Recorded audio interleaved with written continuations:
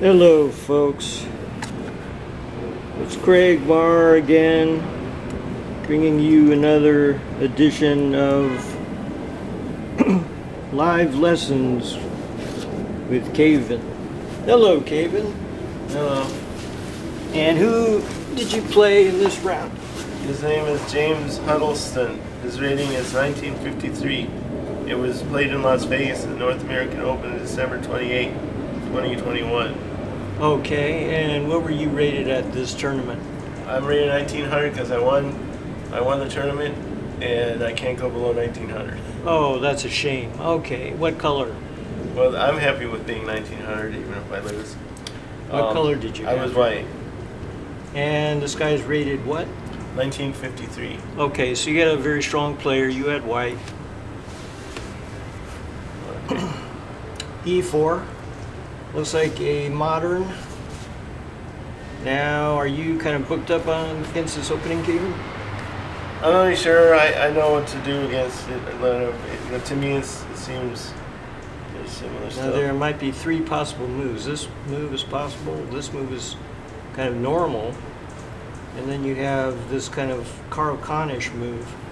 Yeah, he So played what did he D6. do He here? played D6. Okay, D6 looks like a normal perk. Okay, Bishop E3 is one of Kasparov's attacking lines. It always felt like booking up on the perk. Always felt you don't have to because it's not a line that should give you problems. Although Ed Lewis gave me problems on stuff, but I call this one.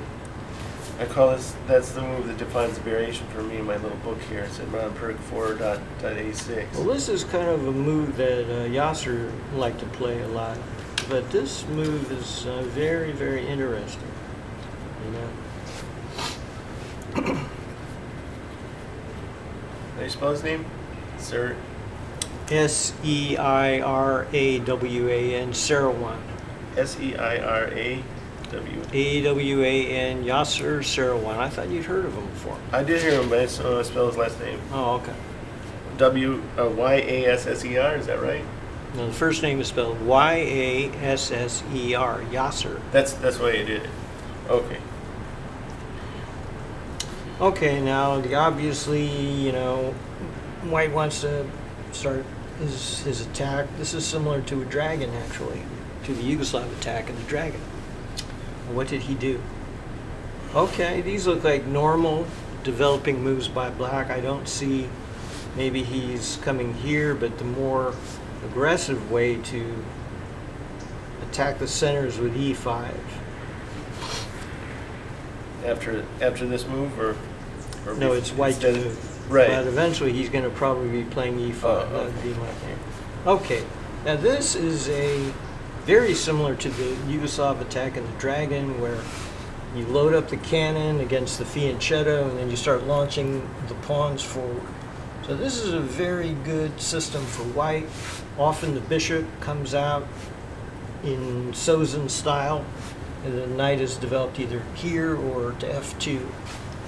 I always feel like the modern players never seem to get in a dragon. They always end up attacking me more than I end up attacking them. And this was no exception. You playing here? Okay, so this is kind of interesting with the idea of now kicking the knight around. Yeah, knight castle. Okay, you're kind of castling into it now. Yeah. Is that... No, I don't think that's premature, you know, because if he plays C5, that actually could be a mistake, because now pawn takes pawn. Now if you play knight takes pawn, you actually lose a piece. Bishop takes knight, and you cannot recapture because your queen is hanging. So this move pretty much prevents C5 in this position. And C5, but he does have E5 here, which is a better way to attack the center.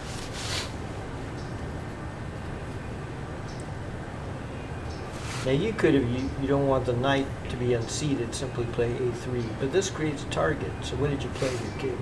So you wouldn't have had lose a piece here. You could have took like this. Well then, lose a pawn. Yeah, lose a pawn. Yeah.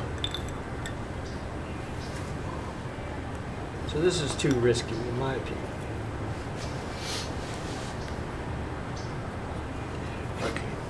So let's see. B5, castle. Goes here. Now this kind of looks like a little bit of an awkward development because the bishop's hitting on granite here. So I still don't really like this for black that much. Okay. Now in here, we can either go here, but then I'm worried about this move. Or I guess this is the only move really if he was to kick your knight. You know what? I feel bad. If you go here, maybe I just captured the knight. I didn't see your Oh, see now the queen's protected by the Oh, rook. okay, okay. And so takes, bishop takes, then everything is guarded here. So now he can play c5 if he really wants to. And I think that's what he did. Right? Yeah. Okay. And that's a good move. Now he's got the queenside expansion going, and white's king is in a little bit of jeopardy in this position. Right here. Okay. Now we're looking a little bit at sort of a dragon. It's looking like a Sicilian dragon with the knight on this funny square and then this knight on kind of an unusual square. But you see we have the same pawn structure as a regular Sicilian dragon. But he doesn't trade like that, so it doesn't get But there. he can also push. Yeah. That's what they He do. played here? No, he played queen c7. Okay, now I like this. This is kind of a waiting move. A waiting development. Here. Okay, that's a typical attacking move in the dragon. And that is a good response because black has not castled yet. Yeah. So even if you do get the pawn storm going, his king is relatively safe where it is. And Ed approved of this, the way I developed that knight. Well, yeah, because see, right now these pieces are interfering, so you have to get harmonious development. Why not, play like that? Yeah, and it feels like I'd like to do him behind the pawn.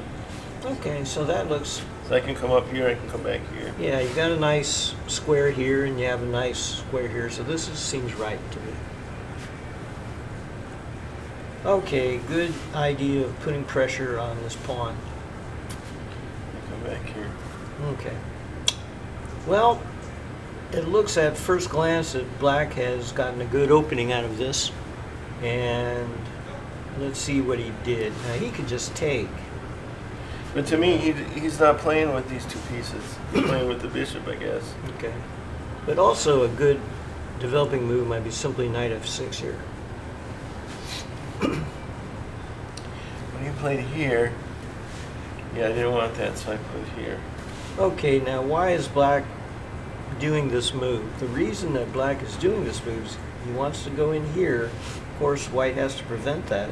Now we've created possibly some holes and weaknesses right around the king, which is what we want. So sometimes the purpose of these threatening moves is not to achieve anything, but to loosen up squares and castle king position. So I had calculated this before, and he's played what I expected him to play. And I don't know, I didn't do the right thing here because I didn't want him to come in like this. Okay, so what did you do? So I played this. Okay, that's not too bad. The problem is that now maybe he can start attacking here. Yeah. And then he has a target. Your king position is all loosened up. Yeah. And he's got the pawn storm. Yeah. Whereas, because the position is closed in the center, it's very hard to get at black's king with the center kind of blocked. I thought all my pieces were coming to my aid, but it didn't work out that way. Well, defending over here is awkward, because he already kind of has a little bit of an attack going, and your pieces are kind of awkwardly situated. I would think about, there you're losing a pawn. Yeah. So you're in I thought I trouble. could play like this. Well, yeah, but see, the problem is that now white's position and his pieces are very awkward, and yet, and the attack is coming. So I have to say that, I have to say that black is doing very well so far. Okay. Is that the end of the tape? Okay, so this, the Yeah. idea is now, if you go here, I'm gonna come in here and get a beautiful square for the knight. So I don't really see what you can do against the threat of a4 here, except to try to guard this hole. Yeah. Maybe, no, Yeah. if you move the knight, then I take the pawn, right? So I'd have to say that white's in serious trouble. Well, the idea I had when I envisioned this was too slow, and I thought I could get both of my knights over here, but I played this. Yeah, he played that. This is devastating. This is a powerful move. The idea to get that hole. And the idea, folks, is that if someone's not going to give you a hole, force them to give you that hole. So I ended up playing this move, Okay? which in the long run, it's protecting this. I was thinking about this, but then he's going to kick me. And then I have to jump. I feel like I have to jump back somewhere. But I wanted to protect that hole with that bishop. Okay, so now maybe if pawn takes pawn, you have this pawn hanging, but there's still... Well, I envisioned this. I didn't think he'd go for it, but he did go for it. He took okay, so you took. that, and I took. Now, okay, material's even, but white's king is somewhat been exposed now. So now, like this. Okay. Yeah, I'll come back here. Yeah, this does not look good for white. I think that maybe in a lot of your games I'm seeing, Kevin, that your king always seems to be a little bit unsafe in many of the games I'm seeing. Yeah. So we're gonna have to work on king safety sometimes. How do I get a safer king? Yeah. Because Should I have traded this? Well, then he's coming in, you know? Yeah. You can't protect the square. Once this knight comes in here, let's say we get a position like this, I think this is lost for you. Yeah. It's just completely lost. This type of position. Yeah. I don't like But here it. at least, if he comes in, you can capture, and but you still have a bad game. You know? So he comes over here. You know, this is. No, I'm starting to get in trouble. I can already see this. This is over. Yeah, this is bad. Should we play like this? It's not good. I'm gonna be, yeah. No, this is. This game was won in the first 20 moves. I'm serious. Yeah, I know. At this point, you don't have a chance. Right here. Oh, okay. So he went here. No, devastating. Can't take it. Yeah. No, it's so hopeless. right here.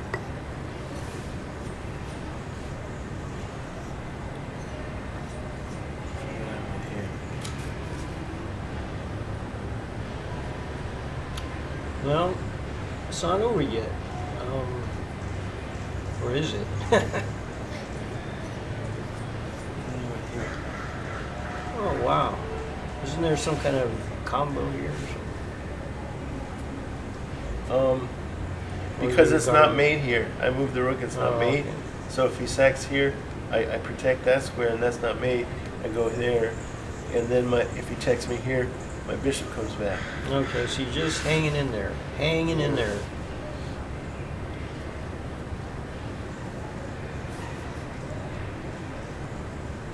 And now he offers a piece. What? I didn't think I could take it. Because my queen needs to stay back here. Well, if you take it, doesn't he have at the end of Because this he's got a mate. check? He's got a mate here. If my queen's up here. So I can't take it. Yeah, your queen has to always guard c3. Yeah. Okay. No, you cannot take the knight.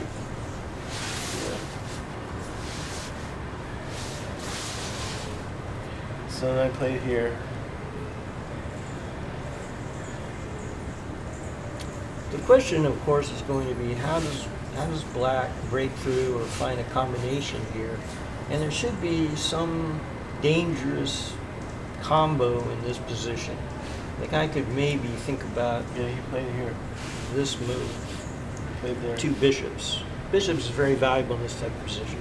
Snap it here. Okay, now I could snap that. Played here. Oh my god, he sacks. He sacks a pawn. Okay, what did you do, Kagan? You took. But then he's got this fork. Oh no. Well, it's beautiful. It's a beautiful game for black, but okay, so one of the lessons that we're going to learn. So Caven lost this game to a strong player, but one of the lessons we're going to learn about the Pirc is that sometimes you don't want to castle too early because you may be castling into a queenside attack where the center is kind of closed and you cannot easily get to black's king because he hasn't castled yet. So we don't always castle early in all positions. You don't want to castle when your king is going to be subject to a powerful attack and now the other guy knows where you live. So that is the moral of the story. Tough game, Caven, but I think the game was kind of won out of the opening. And I think by move 20, you were in hot water in this game. So I really don't recommend castling too early in this variation of the Pirc because you're sort of castling right into a pawn storm here. You know? I thought it was following line. Like Huh? that. The line goes, he castles really early. Well, I think I needed to allow that c3. That wasn't so bad. allowing c3 is not a big deal, but it's a big deal when you start opening up lines against your own king. That is a big deal. So anyway.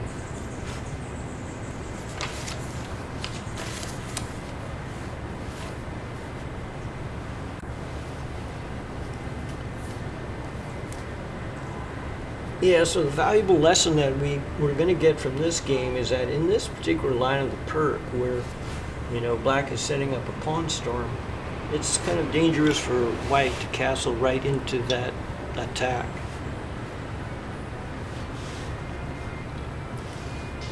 And now, folks, we're going to be ending part 1 and we're going to be moving to part 2 of this chess lesson. But do we need to have part 3? Yeah, normally we end it